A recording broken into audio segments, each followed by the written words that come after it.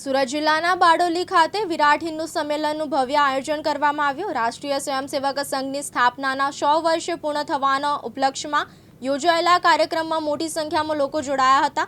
સામાજિક સમરસતા, સનાતન સંસ્કૃતિનું જતન અને પર્યાવરણ જાળવણીનો સંદેશ આપવામાં આવ્યો।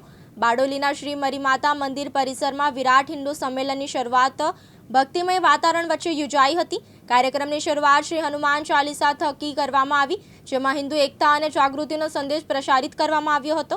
સંમેલનનો મુખ્ય ઉદ્દેશ્ય સનાતન સંસ્કૃતિનું સંરક્ષણ, સામાજિક એકતા મજબૂત બનાવવી અને હિન્દુ સમાજમાં સંગઠિત ભાવના વિકસાવવાનો રહ્યો હતો।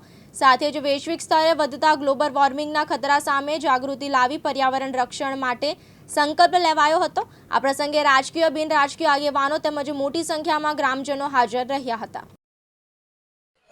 રાષ્ટ્રીય સ્વયંસેવક સંઘના શતાબ્દી વર્ષ નિમિત્તે મરીમાતાના પ્રાંગણમાં હિન્દુ સંમેલનનું આયોજન થયું હતું।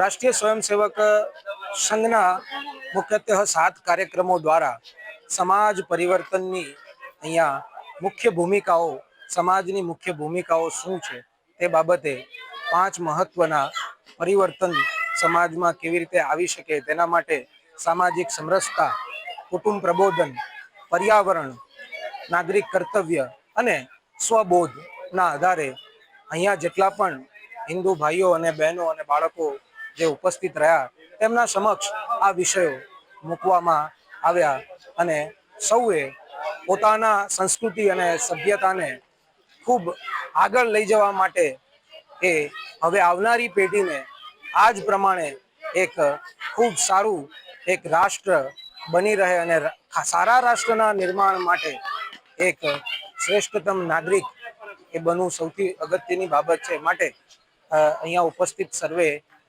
ભાઈઓ બહેનો અને વડીલો ઉપસ્થિત રહ્યા તે બદલ એમનો ધન્યવાદ। અસ્તુ। જય હિન્દ, ભારત માતા કી જય। રમેશ ખંભાતી, દિવ્યાંગ ન્યૂઝ, બારડોલી, સુરત।